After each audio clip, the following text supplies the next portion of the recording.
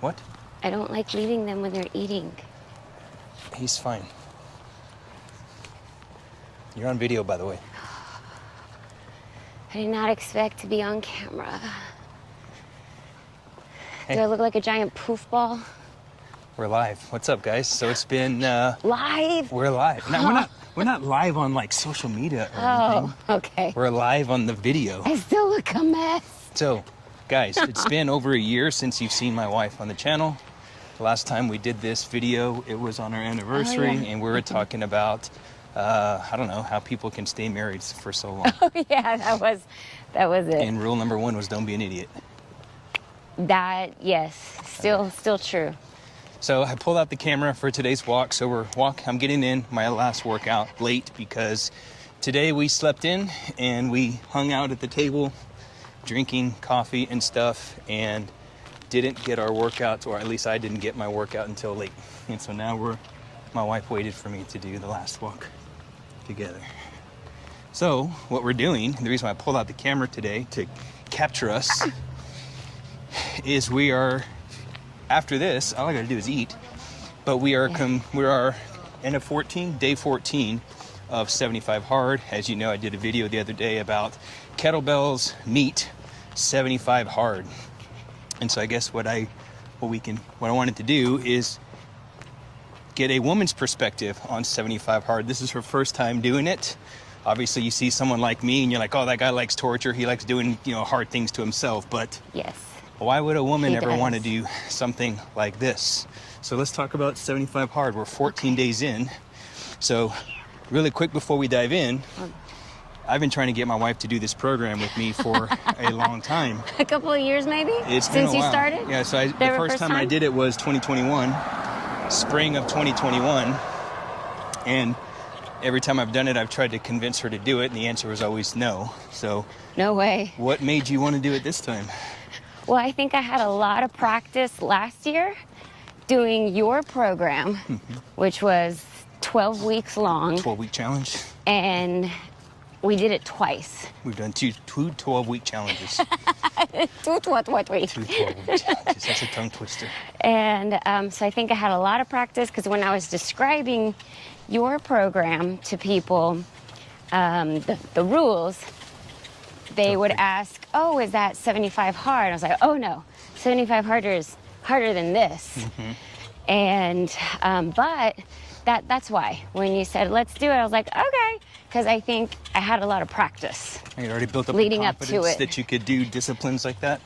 Well, yeah, because my biggest thing is time management. I work full time. We've got the kids. And so I just didn't see how I would ever do 2-a-days. Okay. 2 workouts, plus all the other stuff. So that's why I always said no way in the past. But because of your program, that wasn't just exercise. It was more like all-encompassing. And I think I did pretty well on that one. You did good. So I thought, okay, this might be my next challenge, step up. That's why I said yes. So you're 14 days in right now. Yes. What has been some of the biggest lessons you've learned? Like what are I mean, we're super early in, right? Yeah. So what are some things you've learned along the way? People that are maybe even considering doing something like 75 hard. Yeah. You're a woman, you're a mom, you're doing all these things, and then now you're tackling some kind of a mental toughness challenge like 75 hard. What would you tell a mom heading into this? Or anybody, really. Yeah, anybody. You're just going to need to I think for me, I think the hardest thing is figuring out when am I going to do these 2 workouts, because they can't be back to back. You can't do it in a row. Yeah, they have to be 3 hours, 3-hour separation. Time spent, yeah. So if you work, well, and you don't want to be working out late, plus whatever your home life looks like with activities for yourself or your kids, that's going to be a big thing. So I think you're just going to have to suck it up and get one of those 45-minute workouts in before work. And I have to be at work by 7 a.m. That's even earlier for me. So when do you start your day? So for you, you got to start this thing early. When is your first workout? Oh, there's a bunch of lizards. I get up at 4:45, so I can be out the door at 5, right on at 5, 5 minutes before 5. And that way I get my 45 minutes. I got 15 minutes to cool off, make my coffee. I pack my lunch the night before. And then, so I just got to take it out of the fridge, stick it in my little lunch box, put it by the door. And then that'll give me 30 minutes to get ready for work, buys me 10, 15 minutes leeway time. And I've been making it to work more on time than I was before the challenge started. So here's something that if you're hearing this, it sounds like what I'm hearing from you is you're being very intentional with the things that you're doing. Yes. You're being very strategic. You're not just, I think one of the hidden, I wouldn't call it like a hidden secret, but I think this is one of the things that makes a program like 75 Hard unique, and it requires intentionality. And I think a lot of us go through our day unintentional. We're very passive, and we don't really realize how much time that we waste. And there is time to prepare your meals and things like that. You know what's interesting? People think, oh, I don't have time to cook, or eating healthy is expensive. That's one limiting belief. And the next one is, well, I don't have time to cook, so we eat out, when in reality, it takes longer to drive to wherever it is that you're going to get your food from, or order pizza, whatever. It takes longer to do that. You just got to wait, and you have to wait too, especially if you go to a restaurant. And then, it actually takes... You could have just made it faster at home. It actually takes more time especially and more money. Everybody pitching in. To do all that. So my whole point there is 75 Hard. It sounds like what I'm hearing is you're being very intentional. You're being very strategic with your day. Yes, which I had to do during your program last year. And it's something you said. You actually noticed that you're getting to work earlier by doing it this way. Yes. Now, there is some discipline there. Like who wants to get up at 4:45 in the morning or 4 in the morning? Not a lot of people. But here's the thing. If you can do that, if you can build that discipline, I think you can do anything. Yeah, so I just tell myself you just got to do it Monday through Friday. So when are you getting your second workout in? I've been doing it during my lunch break. I get an hour for lunch. So the first 45 minutes is going to be my workout. And then... Hi. Can I ask you something? Did y'all see a brown dog about this big? No, not a brown one. We just came outside right now. Keep an eye out for a little dog. Aw. So you get your second workout during your lunch hour. Yes.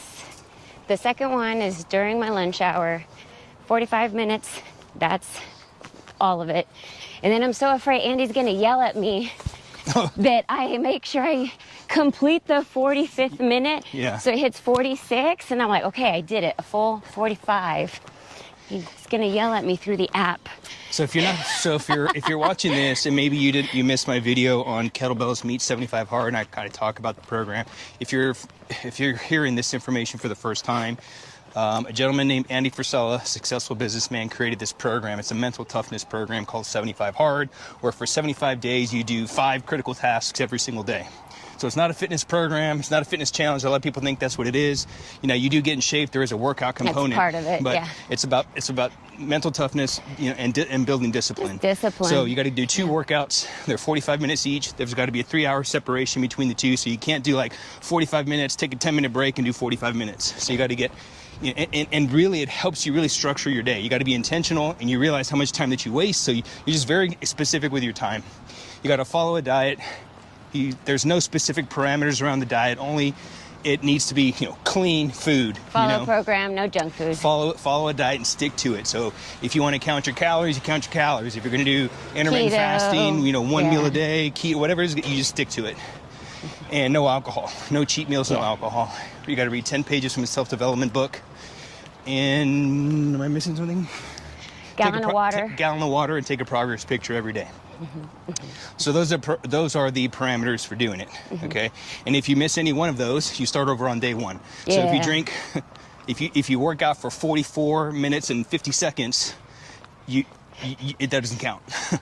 Okay, and one of the workouts have to be outside regardless of weather conditions, with a caveat, obviously, if it's a thunderstorm, lightning. You just got to wait. No but lightning. If it's cold or if it's rainy, you still got to get out there. You got to get it done. Okay, yeah. So during lunch. I say that because when the first time I did 75 hard, this is 2021, the kids are in school, and I did one of my workouts, and it was the second workout of the day. And I was cutting it short when I was doing the workout, meaning I was like, man, I got to do the workout now. And if I finish at this particular time, it'll be 45 minutes, but then I'm going to be a few minutes late picking up the kids. Like, I'm going to be just literally like not even 5 minutes when they get out of school. Well, something happened, I got delayed, and I had to stop the workout, and I was 35 minutes in, I had to go pick up the kids. So guess what? That 35 minutes didn't count.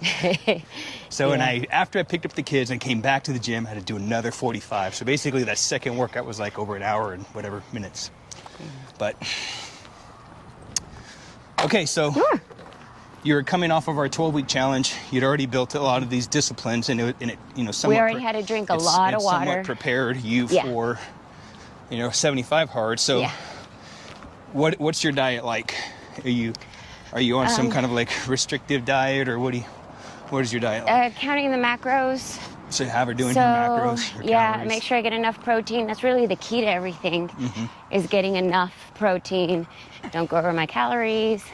So yeah, look at my fats, look at my carbs. So for someone of your size. But that was like extremely difficult for me when I was doing your program, because I didn't get all the grams and the counting. Like, so that's why I say I had a lot of practice. So if I was trying to learn all that macro stuff, and right now, like, it would be even harder for me.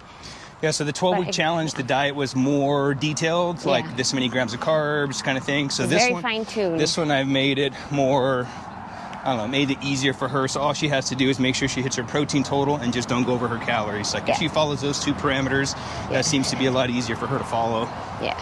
So drinking of the water. 128 ounces a day. During the 12-week challenge, she only had to drink 100 ounces. So someone of her size, you know, 105 pounds-ish, give or take, that's a small body to pack 128 ounces of water in. I guess so, but I still have time left over in the day. I can still have my sparkling water, we don't drink soda. That's not, you can't do that on the program anyway. But we had to drink 100 ounces with your program. Got good at that. And when I finished your program, I said, I'm going to keep walking and I'm going to keep drinking the water, because that stuff doesn't take a whole lot of time.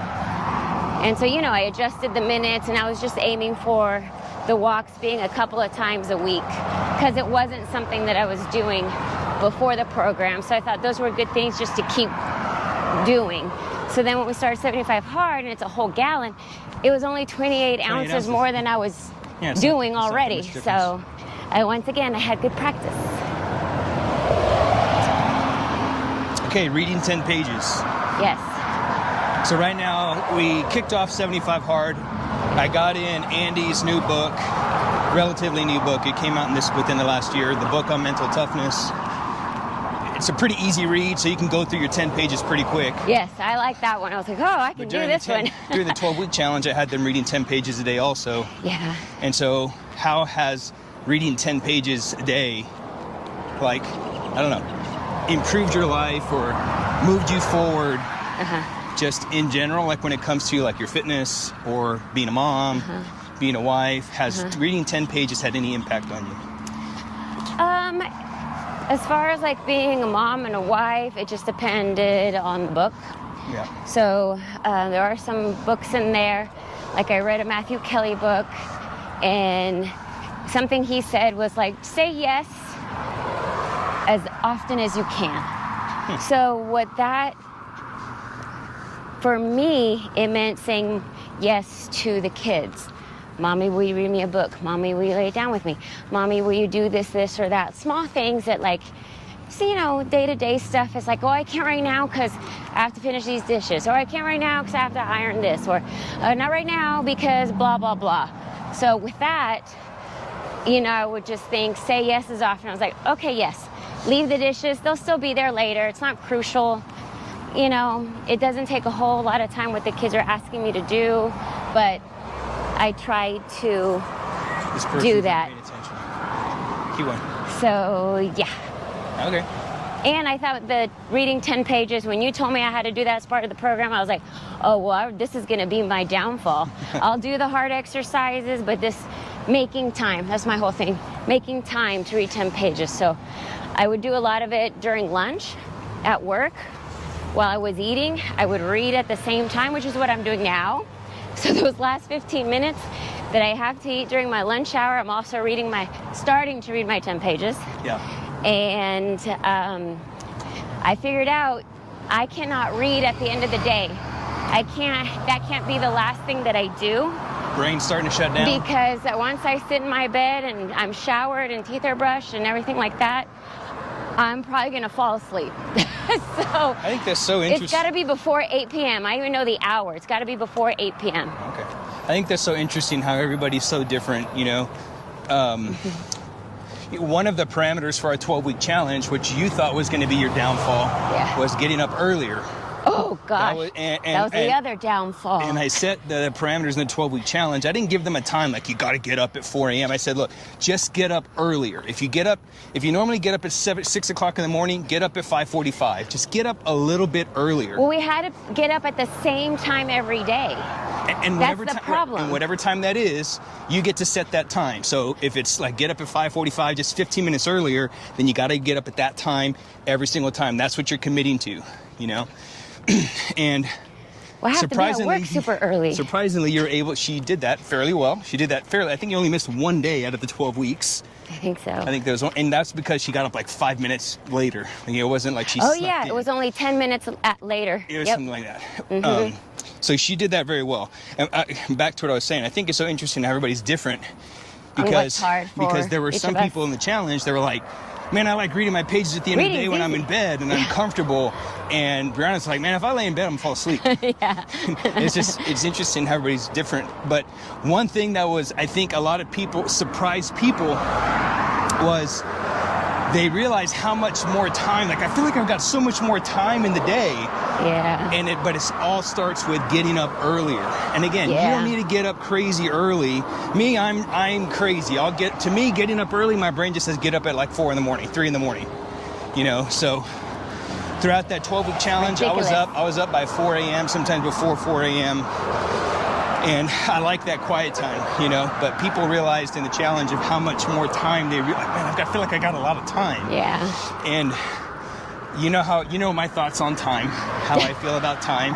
And I've even gotten so extreme to where, St. Augustine says time does not exist to a certain extent. Oh my goodness. So I'll get into that one day officially. But anyway, I always say there's no such thing as I don't have time. And what I mean by that is, Gay Hendricks broke this down really good in his book. I think he has a series of books. I don't know if it was Big Leap or if it was one of his second books that I read. And he's talking about time. And he starts to creates this distinction between Einsteinian time and Newtonian time. So think Isaac Newton, Newtonian. And then Einsteinian is Einstein, okay? So Newton, his concept of time was scarce. Like there's only so much time in a day. You hear people say these things. Only so many hours in the day, that kind of thing. Well, if you think of Einstein, his whole theory on relativity. So time is relative, okay? Mm-hmm. And so he breaks these down and he says, when we look at things as like, oh, I don't have enough time, what you're saying is time is out there. Time doesn't come from you. Like, I don't have time, it's out there. I don't possess time. When we don't possess time, time comes from us. So Einsteinian time is relative, meaning time comes from you. You are the source of time. So you don't think of, I don't have time because it's out there. You create time. So how do you create time? Well, one of the easiest ways to create time is to get up earlier, because now you're creating the time. And the whole thing, you make time for the stuff that's important to you. And you make time for the things that are important to you, right? So no matter how busy I say that I am, I'm going to make time for jiu-jitsu. Yeah. No matter how much time we say we're busy, we're going to make time to go out and hang out with our friends. Whatever that is for you, you'll make that time because it's important to you. Yeah. And I think once we have that little mental shift and we're honest with ourselves that, man, I really don't want to do this thing. I just don't want to do it. Yeah. So I'm going to use the reason if I don't have time. I don't have time to work out. I don't have time to eat healthy. I don't have time to do whatever, when it's all really lies. Okay, so we've talked about... Where's this guy going? We've talked about the workouts. We've talked about the diet. We talked about... The water. The water. We've talked about... what was the other one? The reading of the 10 pages. Alcohol. No alcohol for 75 days. For some people, that's a big roadblock. Yeah. I don't think it's a big roadblock for us. No. Not that we don't really drink. I don't. You rarely do. But it is nice to, maybe you go out to a little restaurant, you're like, maybe I want to have a little cocktail, or I want to have a margarita. So there's this every day, not every day. Scotch 30. Yeah, so we started this thing called Scotch 30. Did I say that? How did that come about? You said it. Oh, it was a joke. So I've never been a strict like alcohol drinker, like spirits and strict alcohol. And they opened up a steak and whiskey bar around the corner from our house. It's like, when we went there, I was like, hey, when in Rome, let me try out, whiskey. And so they kind of educated me on it. Anyway, I try, you always hear things like Scotch to the rocks. So that was like my default. Like, let me get Scotch to the rocks. And surprisingly, I liked it. He's gonna And so I think it was for my birthday or for a special, Brianna got me a bottle though of the one that I tried and the one that I liked. So, and it was a fancy Scotch. So a fancy one. She asked me something like, what time is it or whatever? And I said, I think it's Scotch 30. Yeah. Because you hear the joke of like, what is it? It's Miller time or... Yeah. It's Miller time. It's 5 o'clock somewhere. And funny. I was just like, I think it's Scotch 30, meaning it's time to have Scotch. Yeah. Anyway. And so she bought me this whole like smoking kit and how to smoke your scotches and things like that. But those are nice things to have, but alcohol has never really been a big thing for us. But let's talk about the alcohol consumption. Where are we going? We're going back over here. Okay. Alcohol. Yeah, so my cousin got married last weekend, and I didn't have anything to drink, and all my cousins are like, come on, Brianna, the after party, with the shots, because they be young, and I'm like, no thanks. So I pretended with my little water. Yeah. But it's fine. Make them think it's vodka, or get a Diet Coke or something. It's like, hey, I'm drinking a Scotch and Coke. But once again, I've had good practice on the saying no to the drinks when I'm focused and on a challenge. Something I want to talk about, because we've been kind of mapping out. We're thinking about, I've always wanted to do, after I did 75 hard the first time, I was like, man, I want to try the Live Hard Challenge. So the Live Hard Challenge, check out Andy's podcast. He breaks it all down. So the Live Hard Challenge is you complete 75 hard, the first one, which is kind of like the boot camp version, right? 75 days. And then you got 3 phases. Each phase is 30 days. And so just because I didn't know how it all laid out, I failed Live Hard because I didn't plan out the other phases just because I didn't know about how to plan them out. And so this time around, I was like, man, I think I want to attempt something like that. And so we're kind of talking about, we've been breaking it like, oh, what if we start on this day? And we start like kind of planning out our year, if you will. And I guess this is what I'm trying to say is, there's always something. There's always something, friends, those that you watching this. There's never going to be a good time to do anything. There's never going to be a good time to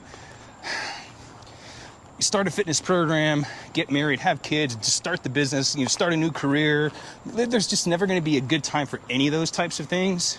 And as we're kind of mapping out, like, what would this be like? Because we're like, well, if we start here, then we're not going to be able to like enjoy. For the birthdays. Yeah, we're not going to be able to enjoy certain birthdays or the anniversary. Our anniversary, because maybe Christmas. we want to have wine or liquor, or cake or whatever it is that we're going to have.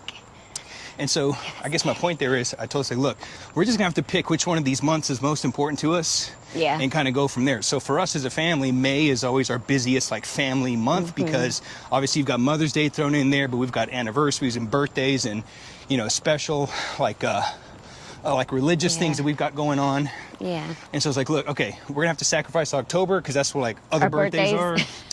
Our birthdays. Our birthdays are a day apart. And focus on May. And so the whole point there is there's not going to be a good time to do anything. Yeah. Especially something like 75 hard where you really got to buckle down and there's like no compromises, there's no excuses, you just got to get it done. And no one, I think our families are used to us by this point. Yeah. But we don't get peer pressure like, come on, you don't have to do that. Like they already know, oh, they're doing this, that's their thing. Yeah, that's what they do. But in the past too, it's like, what do you mean you can't have a piece of cake? Yeah. What? Like, your friends, your family, they're not going to understand. They're going to think you're crazy. But everybody compliments you once they start seeing your progress and everything. They're like, whoa, wow, that's awesome. Yeah, so don't let that discourage you. If you're thinking about doing something like 75 hard or just joining any kind of fitness program as a whole, just stepping it up for yourself. Stepping it up for yourself and trying to get better. Get healthier. Don't let that derail you, because you're going to have that, especially if you're coming from a place where this is something entirely new for you and your family's not going to really understand. And here's something I want to touch on too. Your family is not going to support you, okay? Because they just really don't understand why you're doing what you're doing. So don't depend on your family to support you, you know. You just got to do the thing. So don't let that discourage you. There's never going to be a good time to get started. Once you set your boundaries and like, this is what I'm doing, you know, just move forward at that point. So that's pretty much it. I'm going to go ahead and we're going to close out this video because it's getting dark and you can't really get a good, no, I can't see us anymore. You can't really see us that much. Especially you. But the audio is still good. So all right. Audio, what I've learned about video is audio trumps video quality. Oh yeah, you gotta have that good audio. If you don't have good audio, you can have crappy audio and you can have crappy video. But if the audio is good, people will stick around. And, you know, but if you've got great video and crappy audio, like, you just lose people, you know, because they can't hear. Yeah, they don't know what's going on. So we're gonna close out there. We're gonna finish out our walk. So 14 days in. Yep. Last comments before we end this video. What piece of encouragement would you give somebody let's not even talk about 75 hard. Oh, okay. Okay. What kind of encouragement would you give somebody that's like, they know they need to make a change for their health. They're like, man, I'm overweight, or I'm not strong. What kind of encouragement would you give someone that's considering making a lifestyle change? I would say, don't even focus on your destination. Like, don't even focus on, I need to lose 20 pounds. That is not the goal. You need to tell yourself, this is just what I'm gonna do from here on out. I'm just gonna walk 3 times a week from here on out. I'm just gonna go to that gym and work out 5 days a week. Like that's it. Don't think beyond that. Just like, this is just part of my life. This is just what I do. Don't even think about how you want to look, the number on the scale, the weights that you want to do. I wouldn't even, maybe weigh yourself from when you start, but then don't ever do it again. Weigh yourself like a month or 2 or 3 months later. Like, you just need to focus on, this is just a part of me now. This is what I do. Lifestyle. Yeah, because otherwise you'll just get frustrated, because we all want to see changes right now. Yeah. So what I'm hearing, if I'm hearing you correctly, you're saying detach yourself from the outcome. Yeah, like that doesn't even matter. And focus on what's one thing I can do today. Yes. It's the little, because we know this, but we fail to do this. Like, we know it's the tiny little daily disciplines that we develop over time that make us, right? It's not one salad today is not going to make you lose weight or make you healthy, right? It's the series of that whole compound effect. Yeah. So what she's saying is, detach from the outcome. Don't focus on the 20 pounds I got to lose, or don't focus on getting rid of type 2 diabetes if that's what you have. Focus on, what's the one thing I can do today? Yeah. And just accept, this is my life from here on out. And this is what I'm doing moving forward. And when you do those little things every single day, time compounds those. And then literally, it's like the joke at our house is, you're going to wake up one day and you're going to be 40. You're going to be old, right? But like, from the other perspective is, you do these little daily disciplines, and one day you're going to wake up and you're like, man, I look good. I feel good. Yeah. And it's crazy because, again, if we look at the opposite of that, it's almost like, let's say if we haven't taken care of ourselves, and it seems like we wake up one day and we're just like out of shape.